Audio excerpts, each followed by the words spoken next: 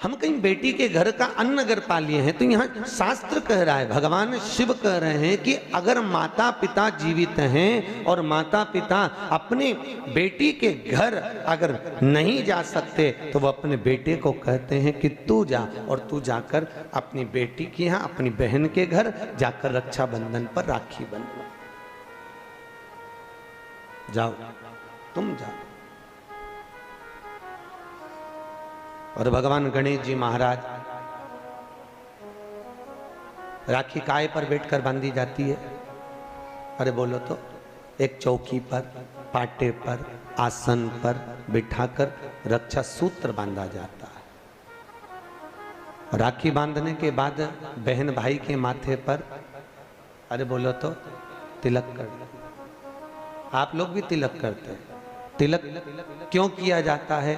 तो कहते हैं ये तिलक हमारे यहाँ शुभ कार्य का प्रतीक है। पर तिलक प्रतीक है, पर जो चावल हम तिलक में लगाते हैं ये क्यों लगाते हैं?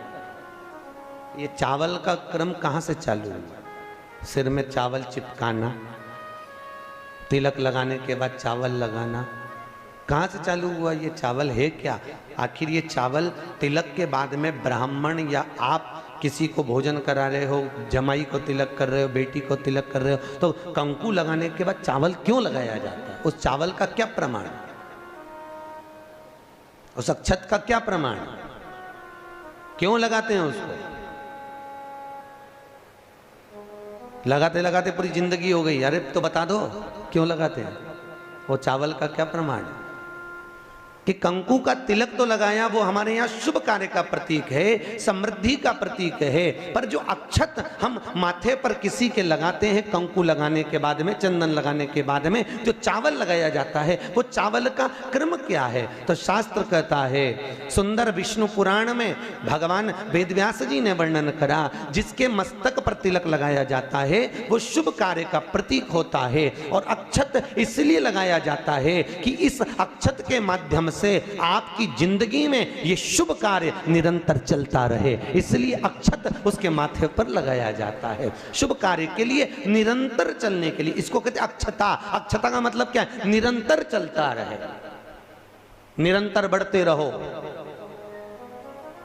दूल्हा दुल्हन की जब जयमाला होती है, आपके यहाँ होता कि नहीं होता पता नहीं, पर महाराष्ट्र में तो एक नियम है कि दूल्हा दुल्हन की जब जयमाला होती है तो सबको पीले चावल दिए जाते हैं। इधर देते हैं क्या है? तो पीले चावल देते हैं, और पीले चावल देकर फिर उसको स्वस्ति वाचन के अनुसार उसमें छोड़ा जाता है। शुभ मंगला, अरे बोलो तो, सावधान, शुभ मंगला सावधान।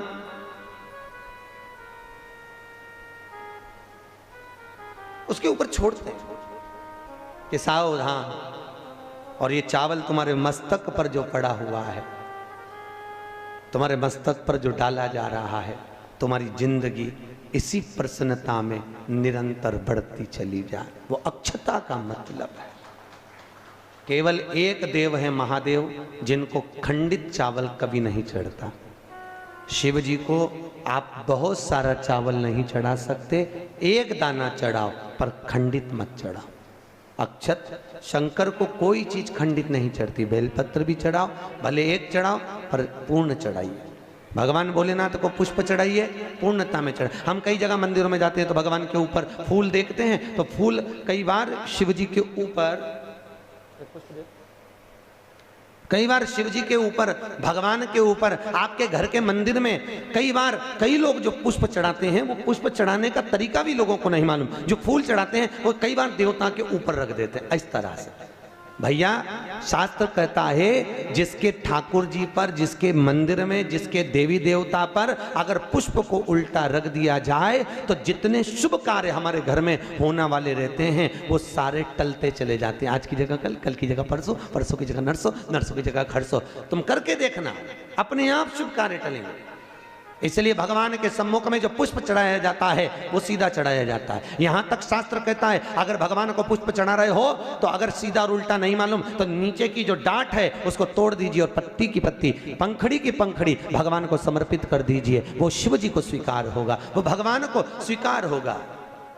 ये उसी में कहा है, उसी में का सुख है।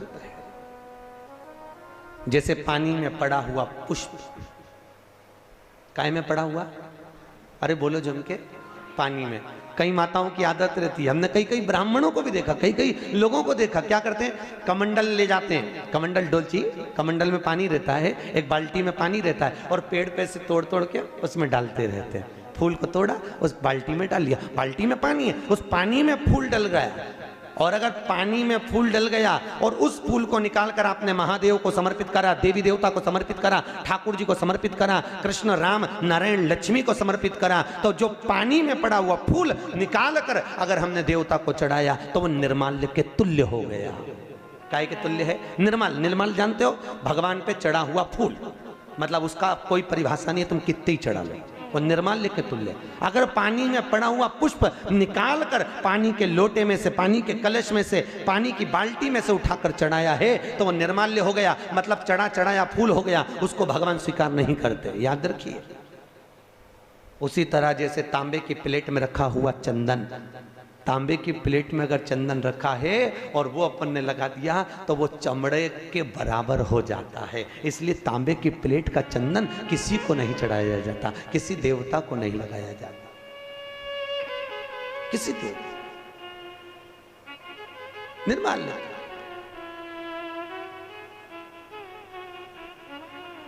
भगवान शिव कहते हैं तुम्हारे पास में कुछ नहीं है, पूर्णता का समर्पण, पूर्णता। पर आज के जमाने में लोग पूर्णता देते कहां हैं? एक बात बताओ, भगवान के मंदिर में नारियल फोड़ा, राम जी के मंदिर में, हनुमान जी के मंदिर में नारियल फोड़ा, और वो नारियल फूटने पर अच्छा निकल गया तो भगवान ने स्वीकार करा कि नहीं करा? अरे बोलो जम के, अच्छे से बोलो, करा? अच्छा ठीक है, आप बोल रहे हो करा, शिवा पुराण करे ही नहीं करा। अगर नारियल फोड़ने पर राम मंदिर, हनुमान मंदिर में, देवी मंदिर में नारियल को फोड़ा और फूटने के बाद अगर वो नारियल अच्छा निकल गया, उसमें से थोड़ा सा टुकड़ा तो तुमने भगवान को चढ़ाया, बाकी का सब घर ले जाके चक्कू से निकाल के खा गए। और मान लो वो नारियल फूटने पर बेकार निकल गया तो तुम उसको घर ले जाओगे?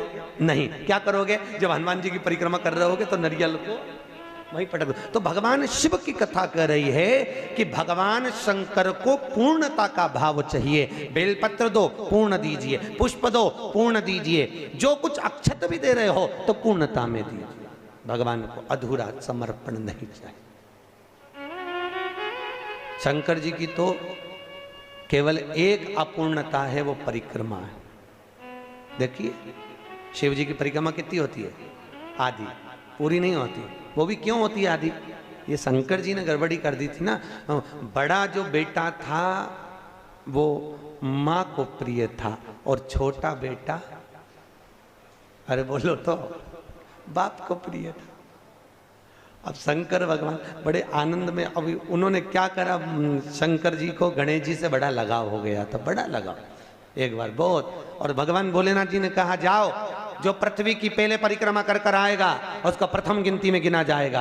कार्तिकेय तो गए मोर पर, गणेश जी बैठे चूहे पर, और माता पिता की परिक्रमा लगा ली। अब माता पिता की परिक्रमा लगाई तो शंकर भगवान को हंसी आ गई और शंकर जी ने रोक कर कहा, बेटा क्या कर रहे हो? भोलेनाथ जी से कहा, पिताजी मैंने आपकी परिक्रमा लगा ली, तमेव माता च पिता तमेव बंधुश्च सखा तमेव, मैंने आपकी परिक्रमा लगा ली, मतलब मेरी पृथ्वी की परिक्रमा हो गई। तो भगवान भोलेनाथ ने कहा, गणेश मैं तुझे प्रथम गिनती में गिनता हूं तो पहले पूजा जाएगा। जैसे ही भगवान शंकर ने बोला, माता पार्वती सिंहासन पर से खड़ी हो गई। पार्वती सिंहासन पे से जैसी खड़ी हुई, थोड़ी देर में कार्तिकेय बाबा आ गए और कार्तिकेय ने आकर कहा, वाह माँ, वाह माँ, गजब करा तूने, छोटे भाई को प्रथम गिनती में गिनवा दिया और मैं बड़ा बैठा ही रहा। मैं तो परिक्रमा करने गया था माँ, परिक्रमा गणेश ने करी वो तुम्हारी करी, पर पिता के वचन को अगर निभाया तो मैंने निभाया है कि जो पृथ्वी की पहले परिक्रमा कर कर आएगा वो प्रथम गिनती में गिना जाएगा। मैंने पृथ्वी की परिक्रमा करी है, माना आप माता हो, माना आप पिता हो, पर गिनती तो वही कराई जाए। माँ आज मेरा अपमान हुआ है। कार्तिकेय जी ने कहा, जगदम्बा खड़ी होकर बोली, भोलेनाथ मैं आपसे वचन लेती हूं, आप भोले हो, आप दयालु हो, आप करुणा सागर हो, जो आपकी परिक्रमा लगाएगा आप उसको हर कुछ दे दोगे। इसलिए आज आपसे वचन लेती हूं कि आपकी परिक्रमा जिंदगी में कभी पूरी ना लगे, जो लगाए उसे हत्या का दोष लग जाए। शिव जी ने कहा तथास्तु, तथास्तु। उस दिन का नियम है, शिव जी की परिक्रमा आधी चालू होकर आधी में पूर्ण हो जाती है, पर बाबा भोलेनाथ जी की परिक्रमा पूर्ण नहीं होती, क्योंकि बहुत सरल देव है साहब बाबा भोलेनाथ, बहुत सरल, बहुत सरल। कितना सरल देव। आपके यहाँ कोई ऐसा देवता बताओ, राम जी के ऊपर दिन में 2 बजे जाके पानी चढ़ा के बताओ, भगवान विष्णु पे देवी जी के मंदिर में जाके चढ़ा के बताओ। केवल एक भोलेनाथ जी आराम से बैठा है, जब तू घर में फ्री हो जाए तब लोटा लेके आ जाना, जब तू फ्री। और सावन महीने में तो कभी आप काशी, महाकाल, उज्जैनी आदि ओमकारेश्वर, मल्लिकार्जुन आदि आदि जगह जाके देखो तो इतनी भीड़ रहे, लोग कांवड़ जानते हो ना, कांवड़ लेकर जाते हैं, और कांवड़ लेके जाके पानी की पानी, और कोई तो वहीं पे कांवड़ का लोटा तक भगवान पे फेंक दे। पार्वती जी बोलती हैं, भोलेनाथ क्या दशा हो रही तुम्हारी। भगवान बोले मैं भी चुप बैठा, तू भी चुप बैठी रहे, आपने कहीं नहीं बोलना, बस चुपचाप बैठे रहो आंख बंद कर।